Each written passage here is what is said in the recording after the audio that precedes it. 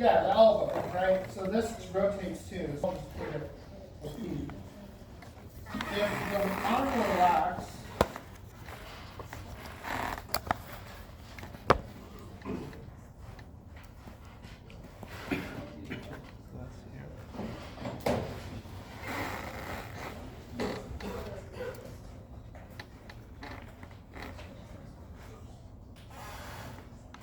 it will look like this. Alright, I'm just drawing these different pictures to help you understand what I'm going to do next. Alright? So we can choose, right? We can choose which point we want to do. We can look at it from this point B, or we can look at it from this point P, or we can look at it from point A. If we look at it from point B, do we have to include more points to look at it from? Yes. In other words, if I were to write out my torque equations, if I wrote it out for point P, how many equations would I get? 2. Two, but technically 1, it's just the vector, x and y, right? So you would get 2 equations, but if I were to write it out for point B, how many equations would I need to write out? I think 3. 3, right? Because now the trick we'll see soon, but the reason is P here couples A and B. So if you were to do it at point P, because point P attaches 2 arms, this is arm 1, this is arm 2.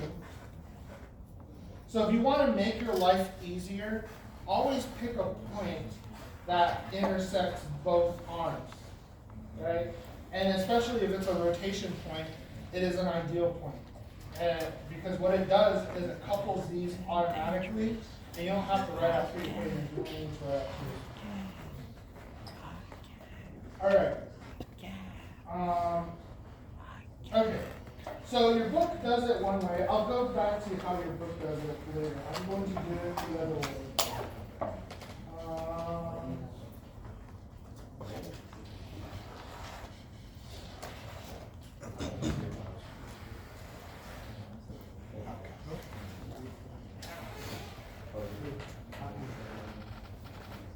Here's my solution.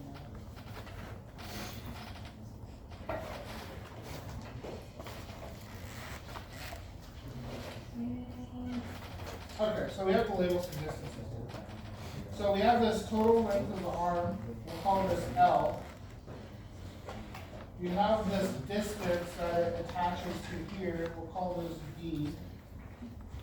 And then you'll have the length of this arm here, which we'll call H. Does anyone remember property of similar triangles? Does anyone remember that? Property of similar triangles? Okay, so if you have a triangle like this, let's call it theta, and you have A and B, well, let's say you have a smaller triangle with the same angle, it's called X and Y, B over A is equal to Y over X. Right? And the reason is because they have the same angle. Right? So if you took tan theta here, for this one, it's B over A, right? And if you take tan theta for this one, it's Y over X.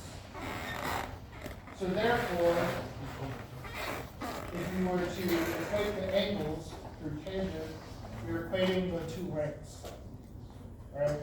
And so that's how you, that's what we're going to do here. So if you look here, we have T, Ty, Tx, and then here we have some other triangle, H and B. I'll call this theta. Right? And so you can come up with some relationships here. You can say that Ty is equal to T sine theta, Tx is equal to T cosine theta, and then so on and so forth. But you can also say that Ty over Tx is equal to H over D. and so on. Right, so keep this in mind. This is used a lot in your book. Your book just automatically does this, and it will assume you know how to go from here to here. Yep. What number of questions is this in the book? Oh, it's not. It's an example. This is like the first or second example. I think it's the second example in chapter 11. So this is chapter 11. Chapter 11, second example. There's chapter 11, second example. What happens to chapter 10? Okay, I kind of want to keep this drawing. I don't know how to fit We it. finish. Hold on. What was it about? I do your book for first. Right now, no, that. Okay. So we want to do this for Oh, yeah. an equilibrium This will be case. in the multiple choice. So when the arm lifts the weight, it's going to stay still. It's not going to move, right? So it's moved No, and it's everything we're gonna staying learn still. And we want to know what are the conditions or what's the tension here, T. So for equilibrium, that has to be 0. And this has to be 0. For the torque, remember, it's R cross F.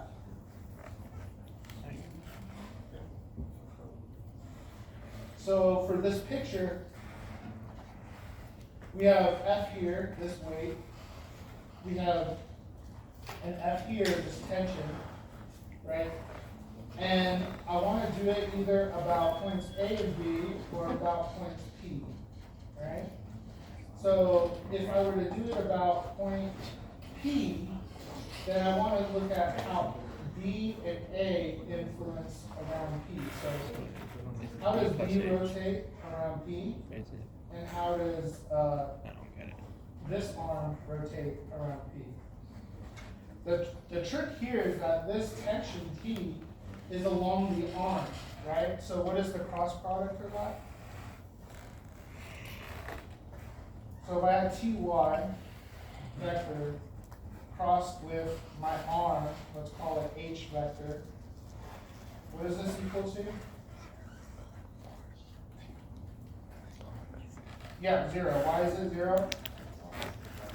They're in the same direction, right? So this is equal to the magnitude What? of H No. plus the tension in that direction times sine of the angle between them. The angle between them is 0. This arm and this tension is 0.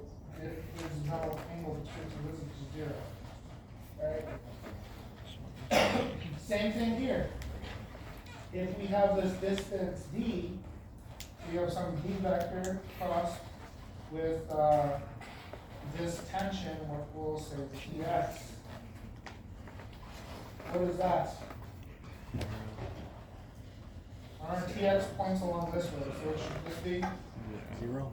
Yep, 0.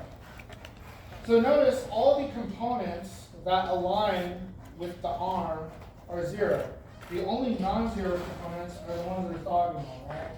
So that would be W here, and then for here, it would be Ty. So Ty is 0 along this way, but Ty is not 0 along this way, because they're orthogonal. So you have, for the first one, you have the distance, this is L, W, this is tau. I'm just going to write the components out.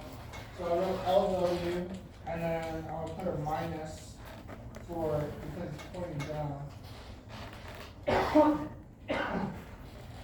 And then I'm going to do plus L minus D. So I did go this full length, and then I subtract away a distance, and that's the rotation. Hold on. Is that right? No. Sorry. It's just D. D times 2y. Right? Because I'm on distance D and the Ty.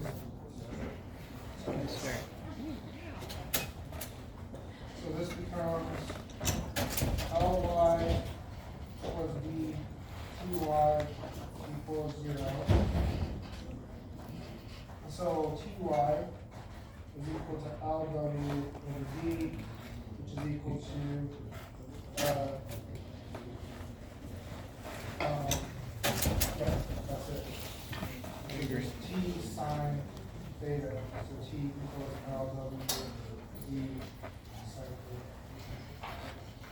So that's T for that, right? Is it because But we're not everything is done not yet, moving? right? That's at zero. Everything needs to add up to zero as well. It's L double So, V plus D T We Y need equals to 0. look That's at because the it's not total moving, right? forces here. There's no So we curve. need to have the sum, so writing down here, the sum of F. Sure. H2y equals 0. L So W what are plus the D sum T of Y forces equals 0. here? Well, Because it's not everything moving, right? acting So on this there's no body curve. is W, Static equilibrium. and That's all I know. Yeah. I believe, oh, yes. We need to I assume there incorporate is no something torque. here. What do we need to incorporate? If it equals 0. That's just right. It's Huh? because it's not moving, right? What do we need to incorporate here? A normal force? It's similar to what I used to incorporate for the bridge. Where did I need to incorporate something for the bridge? Inertia. It's this N, right? The N on the pivot. The pivot needs to have some force acting on it. So we can just have, I believe your book calls it E. There's some E vector acting on your pivot. Energy. The reason why they include this is so that the sum of forces is always zero. Okay? So I think your book chooses E to point which direction? This way. E points this way, so we just ignore it. Static equilibrium. So using that E as your example, you have your EX component pointing this way. I'll have to check the book. You have your TX component pointing this way. Is there any other X components? Does anyone see other? I don't see any other, so, but I don't miss one. So we have TX minus EX should equal 0. And then we have TY minus W should equal 0. Right? Those are your two equations.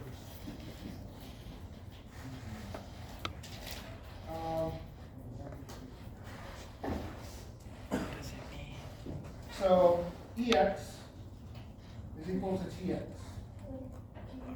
Right? Oh, sorry. I did miss one. No one told me. What am I missing here for my Y's? Gravity. Looking at that picture, what am I missing? T Y. 2y. 2y minus w. Double E or I have EY. WY, I have Y component EY. of W, I have the Y EY. component of T. EY. What about E? EY. Yes. Yeah, I'm missing a Y component of E, right? I'm taking it. Taking it. is it So please minus? follow along. Like Y? Can you move the paper up? Thank you. That's Plus EY here. Plus EY. Okay? Y-W-E-Y. So now from here, it's a function now, right? It's just solving the system, right? So EX So- minus TY? We have EX equals TX, which is equal to LWD cosine equation. How did I get that? I got it from here, right? Huh? Okay. And now we have, let me just move this up. Cotangent theta equals cosine theta over sine theta, which equals, again, similar triangles here. E, H, TX, Can you- CY. Professor, can you move the paper? We can't see the triangles. Thank you. So this gives me D over H. And so plugging this in, we have EX equals LWD times D over H, which is equal to LW over H. It's sine.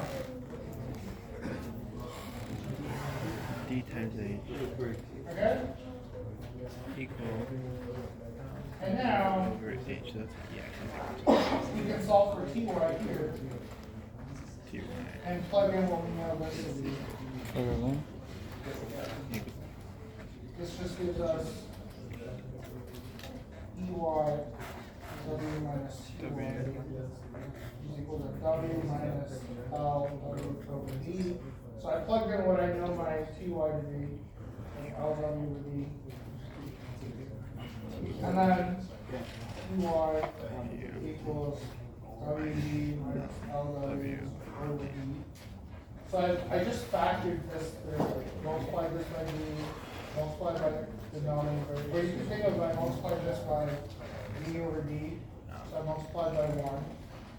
And then common denominators you can just add together, right? And so this becomes W 1 minus L.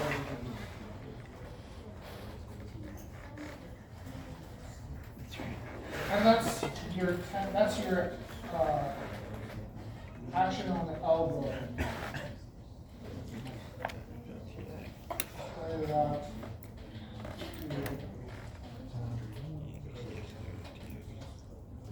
So that's this. TX is this, but opposite, right? Because we're pointing in different directions. And then I believe it's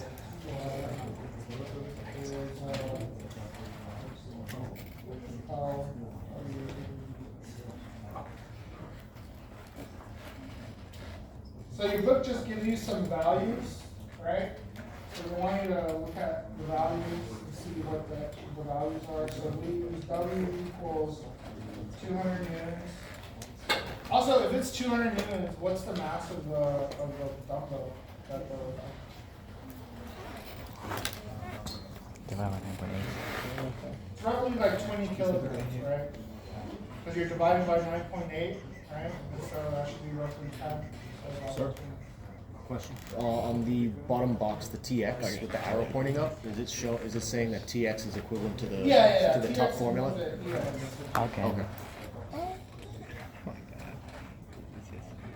Also, that's kind of weird, right? Why is TX equal to EX? Yeah, they have to balance out, right? But it doesn't account for direction here, right? The direction's not incorporated here. You would say TX should be negative EX.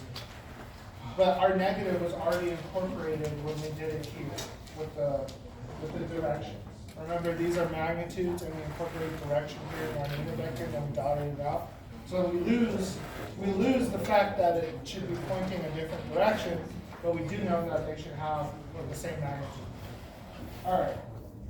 Nice. So D equals 0.05 meters, L equals 0.3 meters, theta equals 80 degrees, and I believe H equals 0.28 meters, or I believe maybe they use 0.3, I forget. But if you plug in all these values, you get E equals square root EX squared plus EY squared. That's 120 newtons. If you look at EX by itself, it is roughly 210 newtons. And then EY is roughly minus 1,000 newtons. Actually, I think EY is exact. That's an exact calculation. And by the relationships, you can get T, Ty, and T. Okay? What about the other way? Your book does it two ways. It doesn't explain the second way. I think the second way is more, what do you call it? Applicable to a general way of doing things. So let's kind of do that. I don't know if I included it. It's just the elbow, E for elbow, the force on your elbow, because it's a pivot point, right? So there's things acting along the arm that won't balance. So you need to actually include a pivot as another vector to, just for example, let's just look at an arm. Is it radius and then some random direction f? If you look at tau equals r cross f, again, this only pulls out this component.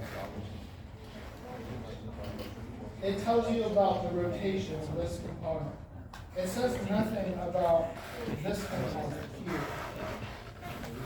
It doesn't say, if this component were left unchecked, this arm would go flying in this direction. So there needs to be an N, either like this, or like that, to counterbalance that, right? So that the sum of forces is here. This is a very, very, very, very, very, very important concept. I hope all of you remember this because every single problem you'll encounter in that book uses this as a trick to, you won't be able to solve the problem, basically. Okay. Does everyone change anything? Okay, so how do we do this? So let's say we didn't use point P, we instead use point A, or point B, point A.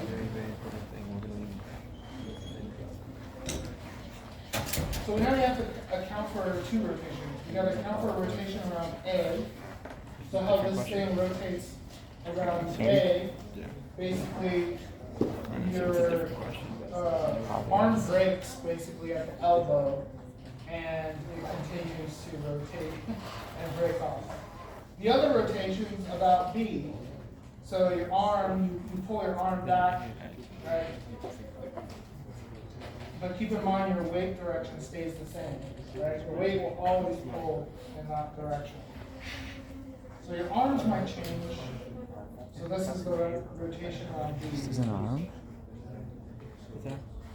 I'm going to show you that your book takes a shortcut. It says, it just does for tau v, it just does this length L times W here. Why is that? Why can't it just do LW for that?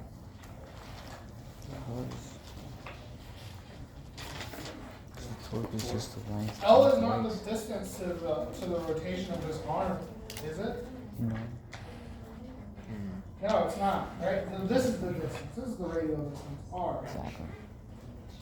Your book ignores this. It takes a shortcut. If you were to ignore it and do a shortcut, I would mark it wrong. Because you're not actually doing the problem. You're just memorizing something, right? How would you actually do this now? No. How would you do this for real?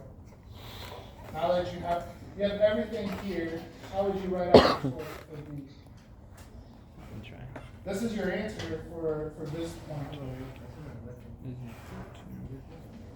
There's still another piece you have to add. E. E. How do I get the vector R? E. E. Okay, that's one way. But I want a vector, not a distance. So this is a vector, right? H is a vector. L is a vector, right? So what is R? Yeah, R is just H plus L. Right? So the torque on B is R cross W plus R cross, what else? Ow. I didn't draw it here, but here, E. you have E, right? Oh, E goes that way. Okay. So you have E. I guess you should, so the teacher doesn't think you're slacking off. But now you're kind of behind, so I think it's. So, but if we just look here, I'm just gonna look here at this component. We have, oh yeah, this is an R, this is actually H. H. Why is it H and not R? W and E are To cancel out. Because that's the distance this point is acting at, right? Mm. So H is this distance away, you're applying that. That's this is the way you're applying that. So that's where I get these. But if we were to just do this out, right, cross, we did H plus L cross W. I'm just looking at this component here. This becomes H cross W plus L cross W. So H cross W, what is that?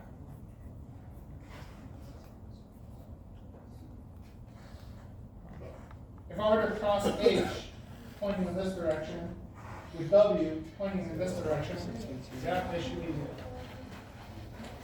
So you're left with just this, but this is 90 degrees from W, so this just becomes LW. Right? Okay. And E, right, we have here, I'm going to write this on the next page. Put this up here. Actually, I'll write it down. E is just equal to EX, right, plus EY. And if we did a similar thing here with H cross E, we have H cross EX plus H cross EY. This is H cross E, right? This first component, H and EX, do they point in the same direction? No. No, so this is not zero. H and EY, do they point in the same direction? No.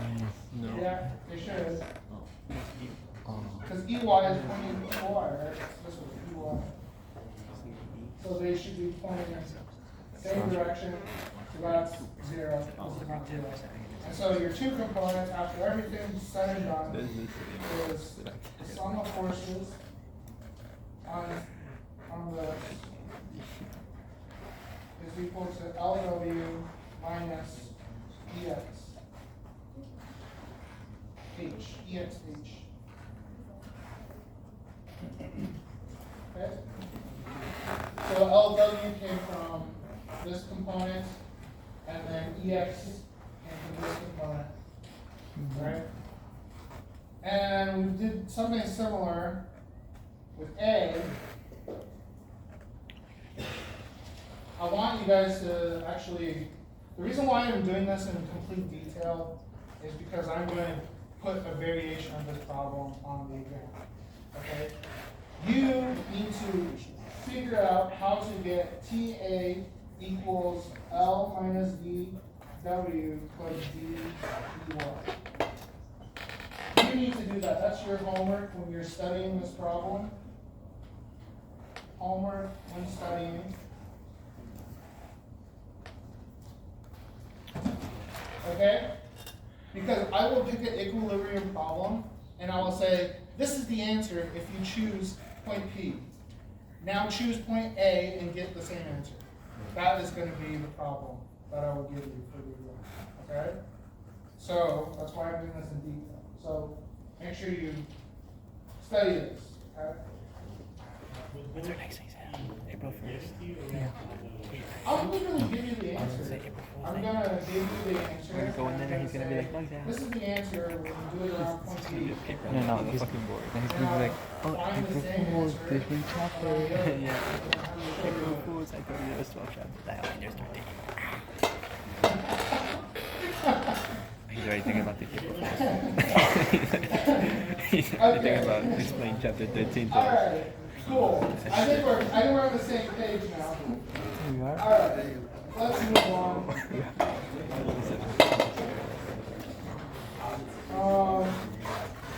This portion that we're going to cover next is called the last system.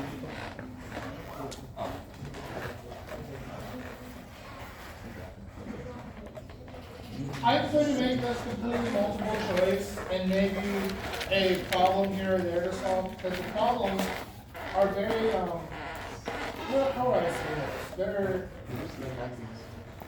a little out of the way in terms of this course, but they're very important in terms of your experiment class. Because what you'll do is I don't know what you exactly do in class, but measuring modulus or elastic modulus is a standard thing that all you engineers will have to learn how to do. I don't know. It's because bridges, buildings, all this stuff, Yeah, they go physics under lab. stress and strain. And depending on the stress and strain on the sample, you get a modulus that either can withstand the pressure or it breaks. Not my papers.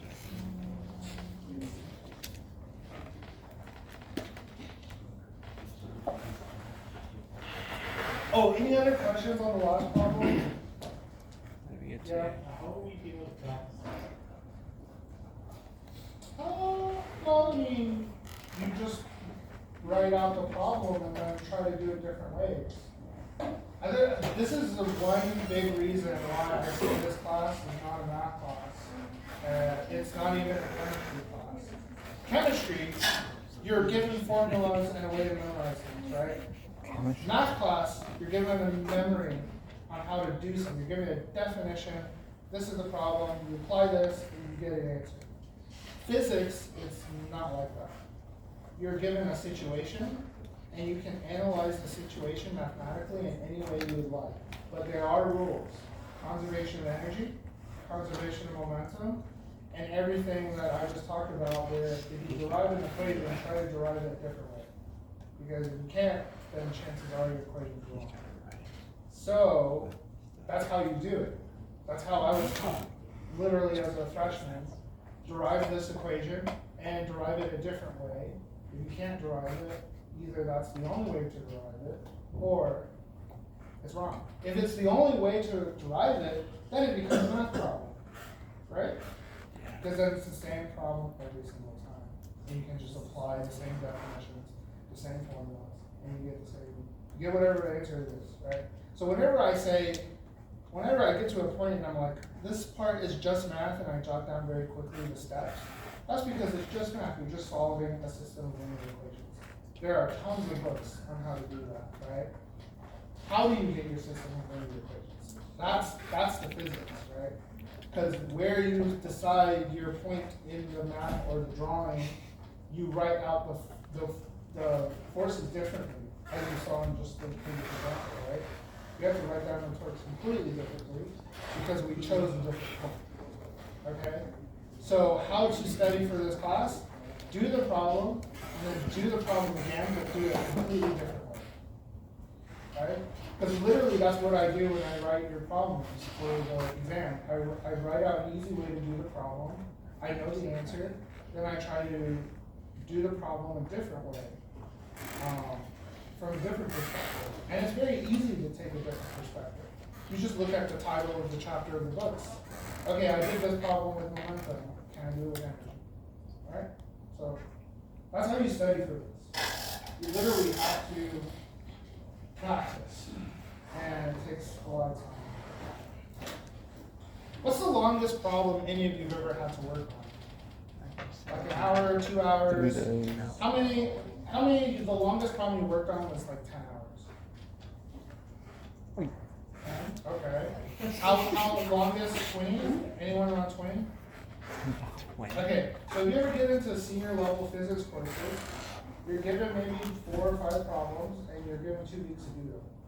And only maybe people finish 3 or 2 of them. And a lot of them, it's like, it's hard, right? And then when you get to grad school, it's maybe 2 problems, and you're given 2 weeks to do them. And it's like 20 pages, right? So it's, physics is very different. It is very different. It looks like a lot of things. A lot of things rely on it, but it's not, it's no way like, it is no way like chemistry. You can't do chemistry and solve a chemistry problem the same different ways. There's only so many ways you can work with water, right? You can crush water, put it in a chamber of high pressure, and you can get different states of water.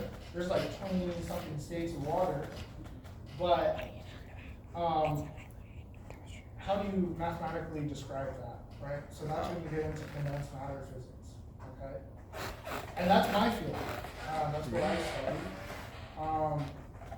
And this actually goes into a lot of condensed matter, but I want to point out some problems. So anyways, elasticity. The modulus of a material is the stress, in quotes, stress is an actual thing. Stress has units. Stress is a force, in a way. It's like a force.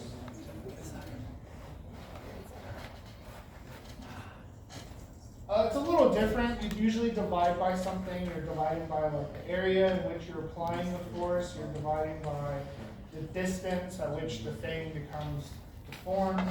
It's a different type of thing. It's divided by some length. By some units of area, length, volume. These different things have different properties. So if it were volume, you would call that your bulk modulus. If it were the length, that's your tensile elastic modulus. And if it's your area, it's your shear. Huh? Oh, we'll get to it. I'm just saying it.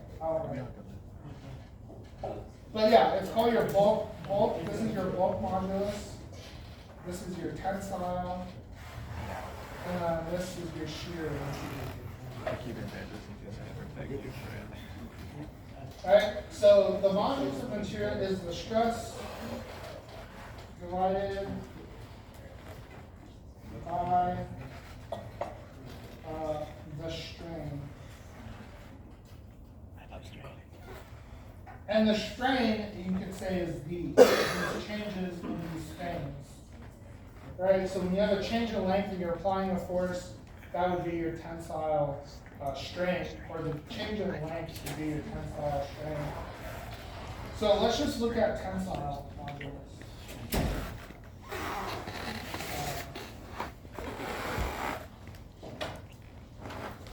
So let's say you have some object.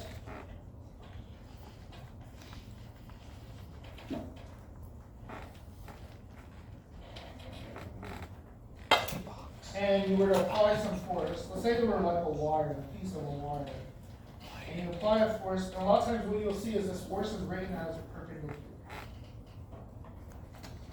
And it's perpendicular to this area. A, for area. And it gets to form some length that's called delta L. Its initial length was L naught. Right? So its new total length is called L. Equal to L naught plus delta L. Okay, so based on what we just said, right? Strain, what is strain? It's the force divided by either area, length, volume, right?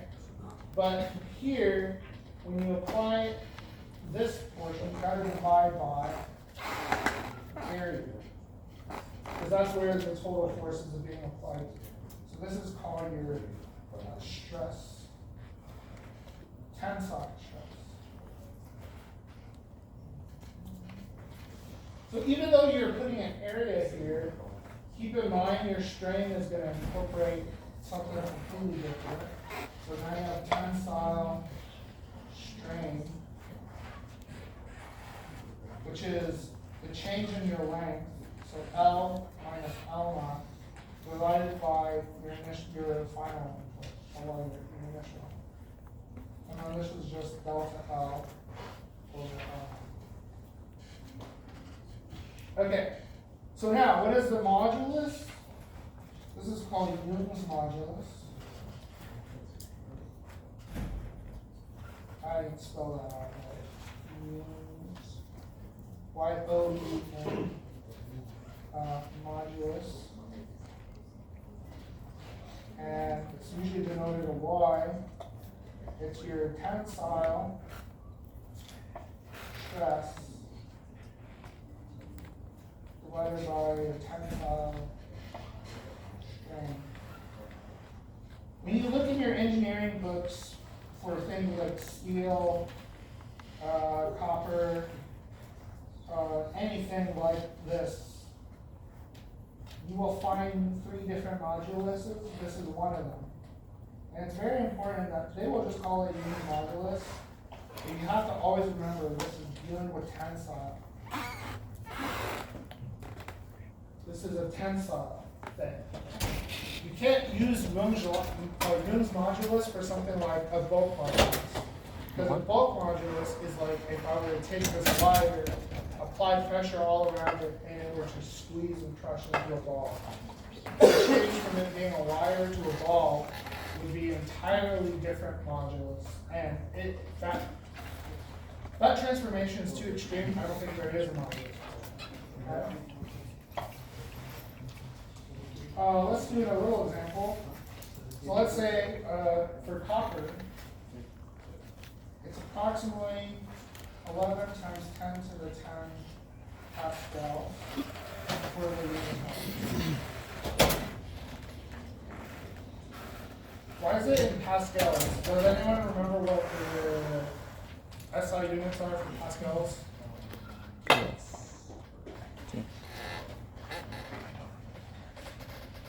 It's newtons per meter squared. So 1 newton per meter squared, pretty small, right? For comparison, do I have it for atmosphere? 1 atmosphere. So what you're feeling right now in the room, 1 atmosphere, is equal to 1.013 times 10 to the 5 pascals. That's how much force is acting on your body right now. Why aren't you like crushed? Does anyone know? Or just die. Good. You've evolved to not be crushed by it. If you were to get like a sea creature, right, from the bottom of the oceans, and you were to bring them up to sea level, they would explode, right? So same thing with us. If you were to take us, put us down into the sea level, we'd crush. We'd just become like a plastic almost. Oh, chapter 11. Yeah. It's like in the submarine. That's a CU, right? Oh yeah, that's a sorry. How many atmospheres a spaceship can handle? What? How many atmospheres a spaceship can handle? I think it's a bit more than that. If it's 2 atmospheres? Like a tank guy. Really? So let's say you were to Yeah, I work in NASA. I work in NASA. You see Example. this? Real NASA people don't wear that much. let's say force pull a copper wire.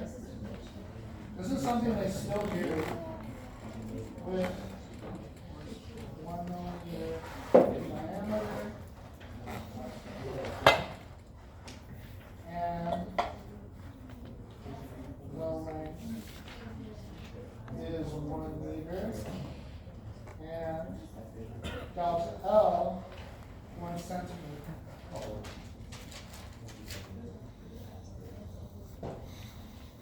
Something to keep in mind about this Young's modulus, it depends on your initial length, right? So if you have a very large initial length, your Young's modulus is probably going to be kind of big, right? Because if you look at it, it's F parallel A over delta L over L naught. So the right side of it, L naught.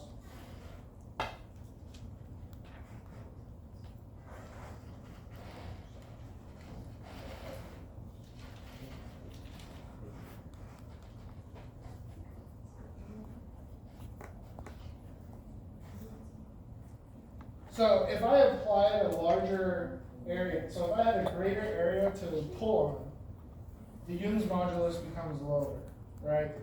So that just means I have more area to apply force to. That's why it's smaller. If I start out with a very large initial length, then the Young's modulus also becomes lower, right? And you could kind of think of that as trying to pull a very, very long rope. I don't know, people use rope to train, right? So if you had a very short version of the rope, it'd be easier to pull it. If you have a very long version of the rope, it kind of gets a little harder. And it's because you have a lot of things acting on it that this Young modulus actually doesn't even talk about. For one, the weight, right? So if you have a long rope and you try to pull it, the weight actually acts against it, and it would affect your Young modulus, right? That's true. Okay. So if you were to use this and plug everything, you need to convert all of it. Pascals is in Newton meters squared, right? So if your book gives you pascals, you have meters squared here. You need to convert all of these values into meters. So diameter is 1 millimeter. This would be 0.001 meter. Okay. This one's converted 1 into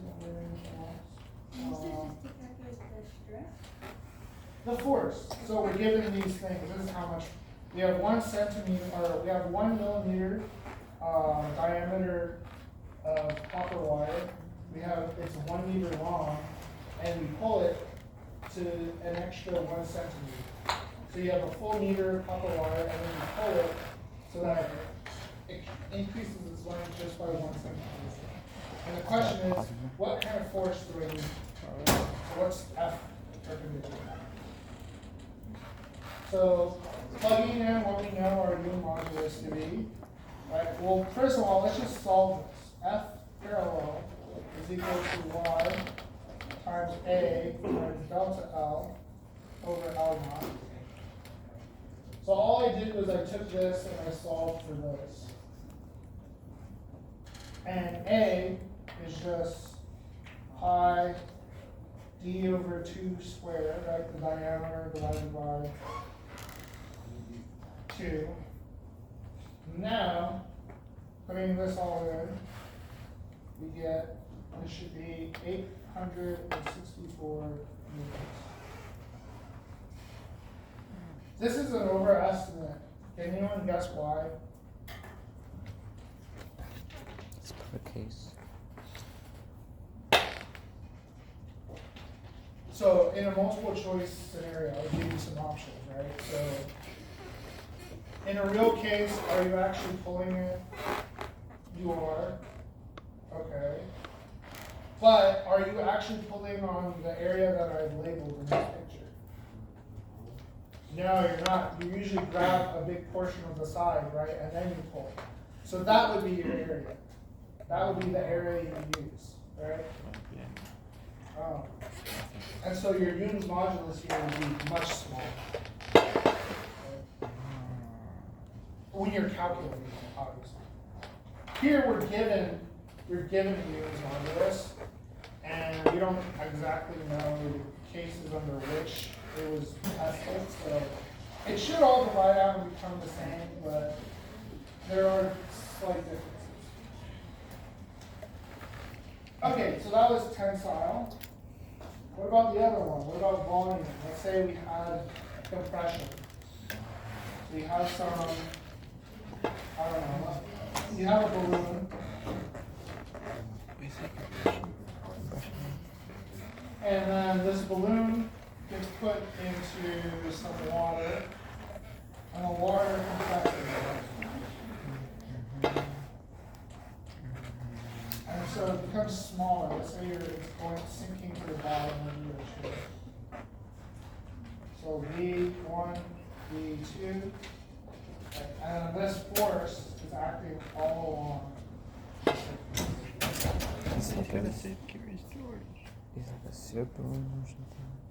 So we have pressure, Can't think it's probably it's force acting on it in the area. impossible. So I've been just kind of listing it as stress and strain. Pressure is kind of a strain, or stress, sorry. Because it is applying a force, and it is a product of, or it's a divisor of your area as well. So it's, pressure is a type of strain. Isn't that? So, oh yeah, and then you have your changing area, so, bulk, strain, so this is stress, bulk stress is the pressure, bulk strain is the change in volume divided by the initial volume, so this calls V.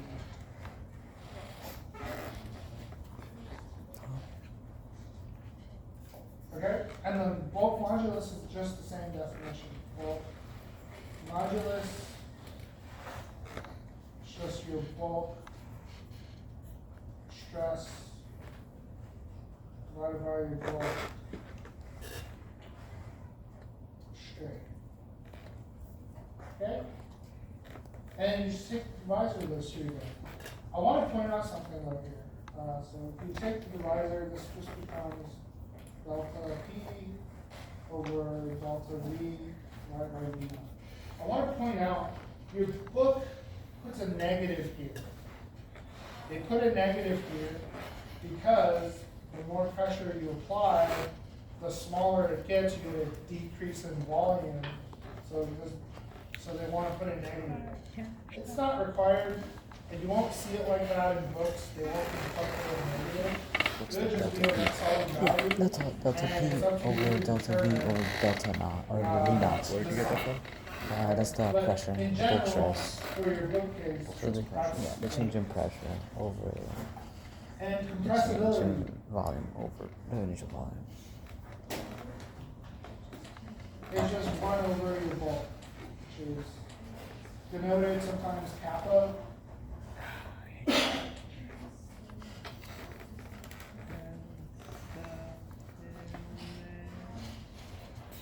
I don't really have the modules for the bulk prepared. I was going to do an example.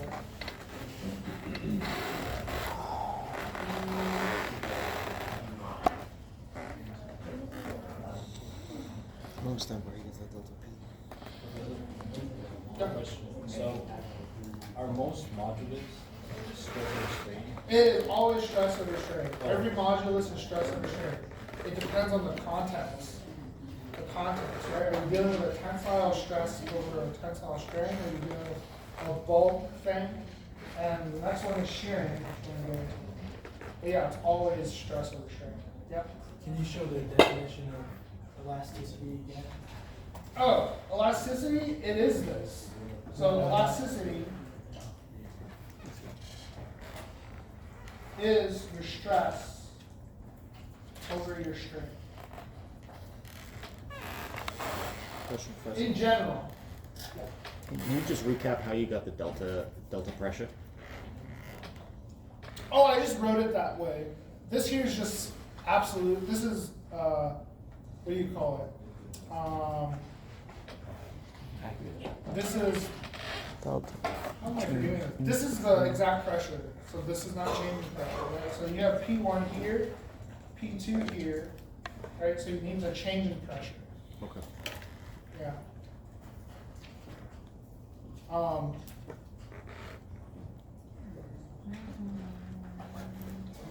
What was I gonna say about this?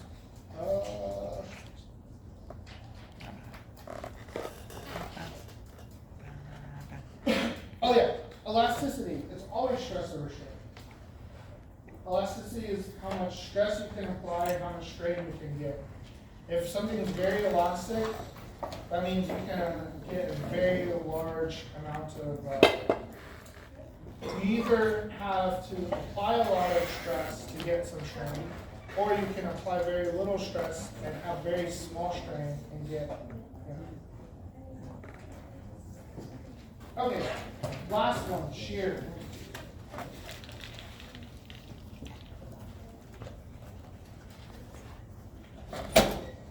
Shearing is just a deformation.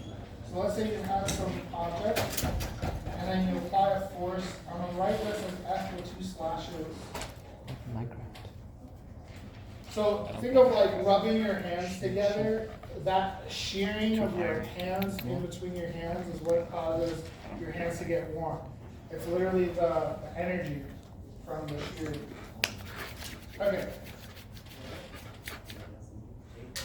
So you apply this, there's a deformation with some initial height, and then it deforms some initial delta x. Alright? So the shear stress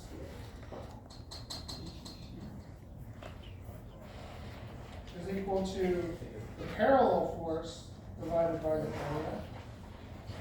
Right? So the force parallel to the surface. That's H, right? H. This is the area of the surface. Right? So you divide by that area. And then your shear strain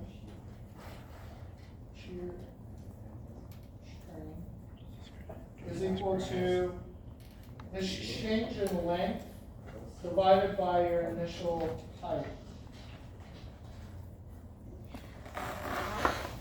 And then you take this, you get your shear modulus. Shear modulus is just F parallel over A times H.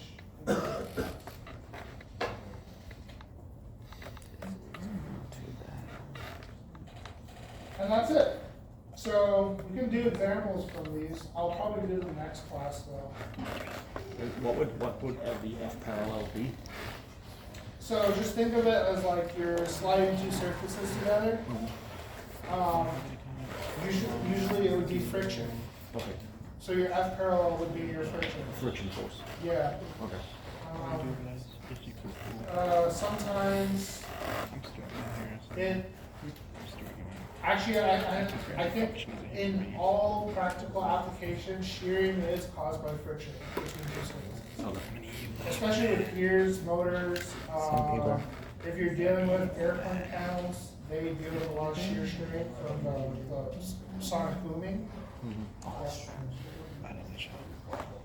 In fact, that's a whole area of study that they are really looking for new engineers and scientists to go into, which is hypersonic projectiles. I'll do it. Rocket. Well, yeah. Rocket. That's like, yeah, that's one way of putting it.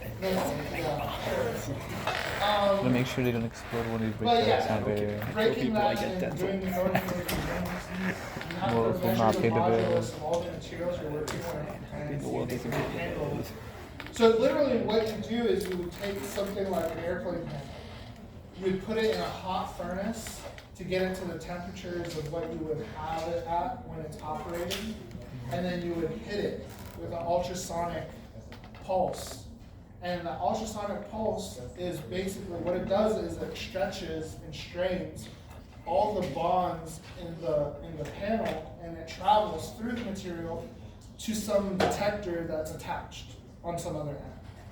And based on the delay and frequencies of these pulses, you can get an exact measure of how much shearing and shifting you have of the atoms relative to the perfect example or an ideal case. So like you would have a sample that gives you good results, and then you would test all your panels relative to this sample.